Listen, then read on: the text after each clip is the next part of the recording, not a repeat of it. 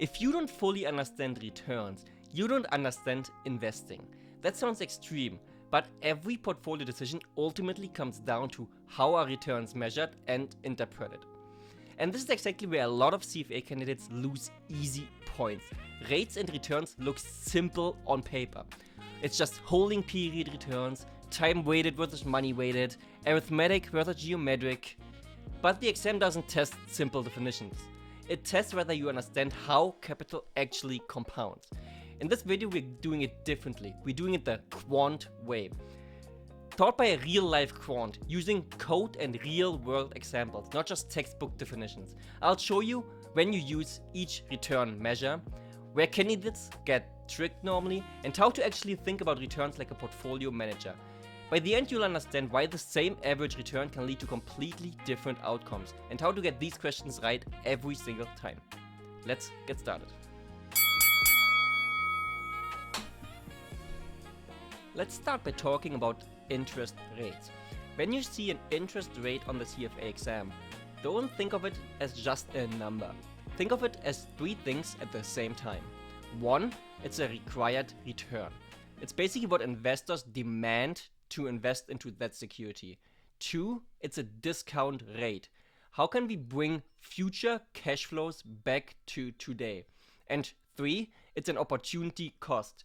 What are you giving up by spending instead of investing today? Let's make that concrete on an example. On screen you can see that we start with $9,500 today. In a year, those $9,500 compound to $10,000. What is our required rate of return or opportunity cost now? It's the $500 that we made divided by the $9,500 that we started on, and that accumulates to 5.26%. This basically you can interpret as the return required to wait. So I'm giving you my $9,500 today, and I'm waiting for you to return it to me. So I expect a return for it. You can also say it's the discount rate that maps the future to the present. That maps our $10,000 in 1 year to $9,500 today. Now let's go one level deeper. Let's think about it the quant way. Interest rates are definitely not random. They're built from components. You can see it on screen right now. Think of the interest rate as a stack of compensation layers. You first start by the real rate. That's our R star here. That is the baseline return with no inflation involved. There's no risk to that component. We then add an inflation premium. That protects your purchasing power basically against inflation. You also have a default risk. The default risk is risk that you don't get paid in future, for example, by a security defaulting. Next, we have the liquidity premium. Liquidity is the cost of not being able to sell because there is no market to sell that security. And lastly, we have the maturity risk premium. That's the risk of holding long-term securities. So for example, holding a 10-year treasury compared to a 3-year treasury. You get paid for that risk that you hold it for a longer period of time. In real markets, every asset you see is basically priced off of this structure. Is it a risky, illiquid, or long duration bond, for example? You're stacking multiple premia on top of the base rate. So that's how your bond is priced in the end. Let's go to one of the exam traps here. How do we actually calculate the nominal return of a bond? The exact relationship that you have to memorize is the nominal return is 1 plus our real return that we just looked at, plus, or that's our R star in this example, plus multiplied with our inflation premium. But in practice exams and often in the exams, you have to be very careful and read the question. It's just approximated by just using are real plus our inflation premium. So you have to be very careful if you read if they want the approximate nominal return or the exact relationship. We can look at an example on how they differ. Let's assume we have a real return of 2%. We then have an inflation premium of 3%. We also add a default risk, a liquidity premium, and a maturity premium on top of that. When we run that code, we can see that our exact nominal risk-free rate is 5.06. Exact is calculated by our multiplication formula on top here. If we now look at our approximate nominal risk-free rate, it's just the 2% plus the 3% being 5% in total. So you can see that we are different by 6 bips if you take the exact formula or if you approximate the formula. Now let's connect that to the real markets, doing it the quant way using real data. A simple but powerful comparison is looking at the short rate being the federal Fed funds and the long-term rates being the 10-year treasury. We can then calculate a term spread by looking at the 10-year yield minus the Fed fund rate. This basically tells you on what the market is pricing right now. Is it pricing future growth? Is it pricing inflation expectation? Or is it pricing risk over time?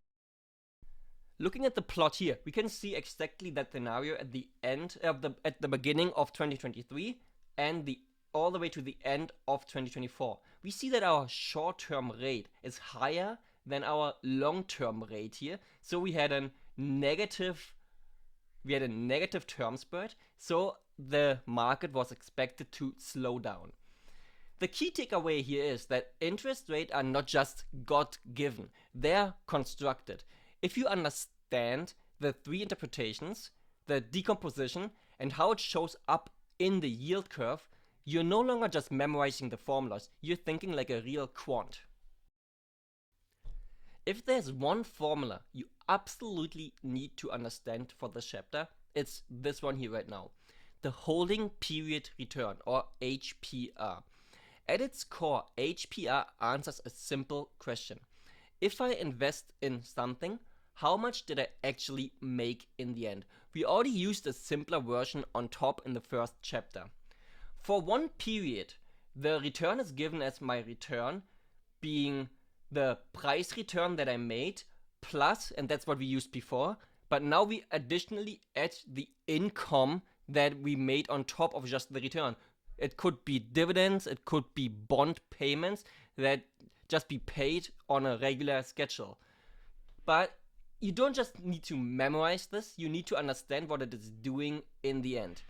The intuition here is very simple. Every return has basically 2 main drivers. First, the income. This is, as I mentioned, dividends, coupons, or just cash flows in general that you get into your investment depot, etc. Second, it's price movement. That was our $500 that the stock went up from $9,500 to $10,000 earlier. It's basically just answering the question, did the asset go up or down? So conceptually, total return is income plus price change. Or more precisely, income yield plus capital gain or loss. Most candidates just treat this like a simple formula, but in reality, this is how all performance is built. Every backtest, every portfolio, every strategy you'll ever run is just a series of holding periods returns just stacked together. Once we move to multiple periods, nothing new is being invented. We're just answering how do I combine a sequence of HPRs correctly. Is it like the arithmetic average, the geometric compounding, or time weighted versus money weighted, which we will go over in the next chapter. But let's look at a real life example here again. I already pulled the price series for Apple from 2022 all the way to 2025. If we look at prices, we can see that Apple started at 182 and went all the way up to 271. That is the capital gain yield, so just the price return part of the equation, of 49, so almost 50%. If we look at the dividends, we can see that Apple in total paid a dividend of $3.88 over that time frame. That accumulates to an income yield, to the second part of the formula, of 2.13%. In total, we have a holding period return of 51.5%, which is the sum of our two components. Now we step into one of the most tested and also most misunderstood parts of this chapter. What does average return actually mean? Once you have returns over multiple periods, the question is simple: which average should you use? Because not all averages mean the same thing in the end. There are in general three different averages. The first one being the arithmetic mean. That's the simple average. You use this when you want the average one period return. And this is what most people think of what return actually means. Arithmetic mean is calculated by summing over all your returns in your time period history and then dividing by the number of periods you actually have. The second one then is the geometric mean. This is also called the real growth rate. This basically tells you what constant return would get you to the same final wealth. So if you have 5.26% over 3 years, how much would you have to earn on average every single year to get you to those 5.26%? It is calculated by taking the product and then taking this tth square root. So in our example, the third square root of our multiplication. The third one then is the harmonic mean. This is also a hidden one, a less used one. It is basically or mainly used for rates and ratios. So for example, the PE ratios, or when you average prices with a fixed capital. Most candidates ignore this one, but CFA loves to test on it. The key insights here: arithmetic mean is in general always bigger than the geometric mean, and they're only equal when returns are identically every single period. That's a very common asked question in the exam. Why does this actually happen? Volatility destroys compounding, and our geometric mean is all about compounding. And with big swings basically hurt the geometric returns, whereas smooth returns keep them closer together. It's in the end, both are averages, but with very different outcomes. The CFA is actually testing not just the formulas, but the interpretation behind it, which we just went over. The arithmetic mean is what's the average period return. The geometric mean is what did I actually earn over time. And the harmonic mean is what's the correct average for ratios. If you get this right, you're not just solving the question, you're avoiding one of the biggest traps in all of quant. So let's again look at our Apple example here. We pull prices for our same 3-year period and look at the year-end returns. You can see if we use I can pull that up here real quick. So we have 49 in 2023, we have 30 in 2024, and we have 9% in 2025. The arithmetic mean now takes the average of all those three, and it gives you 29.6%. The geometric mean on the other side is the compounding. So it basically tells you how much would I have to earn every single period, every single year, to get to the same output price or output return in the end. And as mentioned before, the arithmetic mean is bigger than the geometric mean. You can see that here, that the geometric mean is 28.5%. So, interpretation: on average, we returned 29.5%. That's our arithmetic mean. But compounding wise, you earned 28.5%. So if you would have returned 28.5% every single year, you have the same wealth as if you would have 49% in the first year, 30% in the second year, and about 10% in the third year. We can also look at a quick example for the harmonic mean. As mentioned earlier, harmonic means is mainly used for ratios. So let's look at the PE ratio for some of the biggest companies in the US.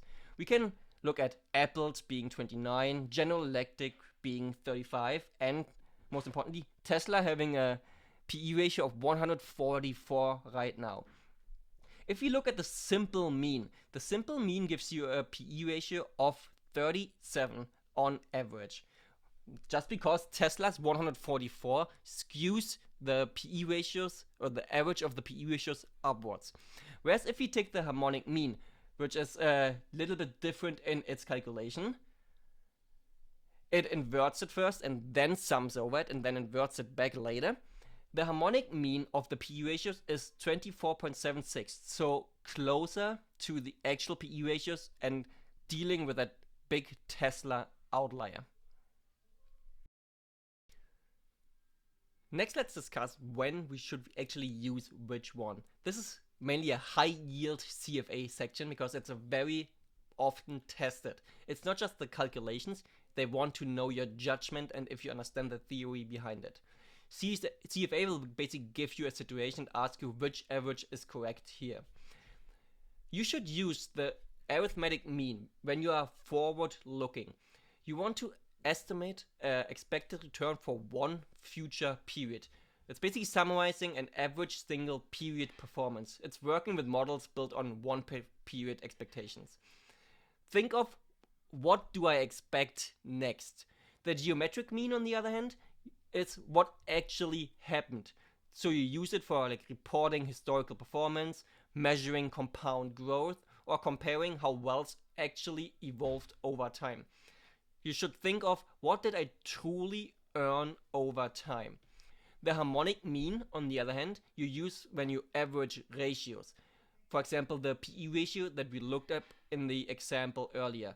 Or you want to analyze cost averaging. This is basically having a fixed cash investment every single period.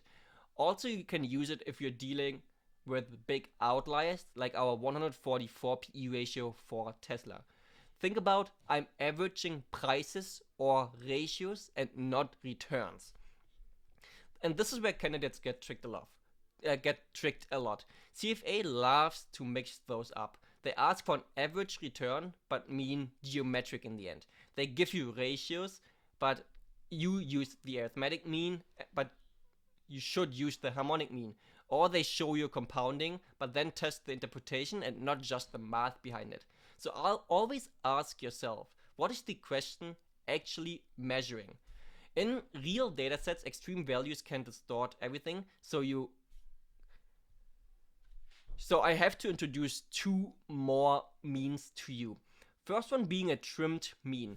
Trimming basically means you remove extreme observations before averaging, so you cut them out altogether. Second one being Winsorizing mean. There you cap extreme values to a specific value, for example 2 standard deviations above mean, and cut it off there. These aren't calculation heavy on the exam, but you should know why they exist and they basically make averages more robust when the data gets messy. Let's look at all of them in one example. We go back to our PE ratios that we looked up earlier. We still have our Tesla with 144 and all the other ones unchanged. If we look at the simple mean, we still see our 37. If we looked at the trimmed version, you can see that we removed the smallest number and we removed the biggest number, here being Tesla. All of a sudden, our trimmed mean goes down to 26.2 compared to the 37 earlier. Winsorizing, on the other hand, doesn't just throw those two values away, it just cuts them off at a specific mark. So Tesla, instead of being 144, gets matched to the next highest PE ratio of General Electric. So instead of 144, it is now 35. JPM, on the other hand, with the 13 PE ratio, now goes up to 17.99 to match Nvidia. Also, it's the smallest value and the biggest values get cut off and replaced with another one, whereas trimming just throws them away altogether. Let's talk about the most important performance concept in this chapter. If you understand this one, you are ahead of most candidates taking the CFA exam. The core question here basically is, when you measure performance, you need to ask yourself, are we measuring the investor or the manager? That's the entire difference between money weighted return and time weighted return. If you talk about money weighted return, you talk about the investor experience. You're taking a money weighted return, or the money weighted return basically is the IRR of your cash flows. It captures how much money you invested, when, at what point you invested it, and what return you personally earned with your money. Think of it as, what was my actual experience in real life with my investment. All it is doing is, it's kind of a discounted cash flow model where it measures their cash flows at each point in time, and it divides by your personal investment rate and compounds it back to t, and we then set it back to 0. There's not an easy solution to calculate your IRR, because that's what we're basically interested in. We want to solve for IRR here. But Excel, for example, lets you easily calculate it if you give it your cash flows over time. We will look into a nice example in a second after we introduce the time-weighted return. The time-weighted return now is basically measuring the manager skill. It is time-weighting return and breaks down returns into periods between cash flows. So you compute each period's return and then you compound them together. You can think of it as, how did the strategy perform independent from cash timing, because it is not fair to calculate the management or the manager's skill by when he had what money. That's out of its control in most cases. So you just want to see, what did he do independent of those cash flows in between like those cash flow periods. How is that done? You basically look at a time-weighted return by, it's very similar to our geometric formula that we had before. You take the product of 1 plus all the returns over time. And that's already it. As I mentioned before, why does this matter? Portfolio managers don't control normally when clients add or withdraw money. So if you evaluate them using the money weighted return, you're mixing skill and investors' timing decisions. And that's why the time weighted return is the industry standard in the end. The key intuition here is, if you add money before strong performance, your money weighted return goes up. And if you add money before weak performance, your money weighted return goes down. We will see that in a second in an example. We can now jump into an example again that should strengthen your theory about money weighted versus time weighted returns. We once again look at Apple here. We loaded the quarter end prices for Apple into our close. So you can see we start at $250, go up all the way to 270 at the end of 2025, and 2026 being just the beginning of 2026 here. We then assume a couple of cash flows. So we start investing in our first period. So at the beginning of 2025, we start investing $1 million in Apple. We then, at the beginning of the first quarter, at the second quarter, add another 200,000. In the third quarter, we withdraw 250,000, and then we once again add another 200,000, and at the end, we cash out our whole portfolio. This is exactly what we need for the money weighted return. We now want to inspect how much what is our actual return on our investment, assuming those cash flows here. If we run the cash flows, we can now see our data frame over time here. That basically tells you, or it shows you, the close that we had at each point, the flows that went into the portfolio, the flows that the investor had. So we paid $1 million, we paid 200,000, then we cashed in 250, and it also gives you all the amounts over time. A very important distinction here is that we reinvest dividend in stocks. So we're not cashing out dividend payments. They actually get reinvested at each point in time. Running this now gives you a time-weighted return of 9%. So time-weighted here is the 250 going to the 271. So we compound the returns of each point in time, but we also add the dividends with a reinvestment into the 9% here, or are part of the 9%. Money weighting, on the other hand, only gives us 6.3%. So why does that happen? It happens because we buy a lot of stock in the beginning where the performance of Apple drops. We then sell out right before Apple makes the biggest jump in our time period. So you can see we sell 250,000 at a time where Apple in the next couple of quarters makes the biggest jump. If we now change our cash flow to 400,000 here to negative 400,000 here, and we, instead of selling, we buy here, we have to cash out our portfolio in the end. So let's cash it out here as well. So we want negative 1.3 million to make the calculation nice in the end. We now see that instead of having 6% money weighted, we now have 15% money weighted return. So you made a lot more percentage on your money just by market timing here, because you loaded up on the stock before it went up, whereas before we cashed out before it went up. So a big difference here.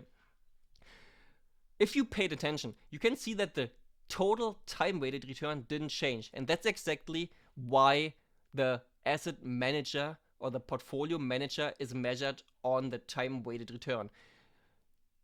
The portfolio manager can't do anything about us paying the 400,000 at the end of first quarter or second quarter. He's just measured based on his performance, not about the money he had in his portfolio or the cash flows coming into his portfolio. You now made it through the hardest part of this video on this chapter. From now on, it's just a walk in the park. So let's talk about compounding and annualization of returns next.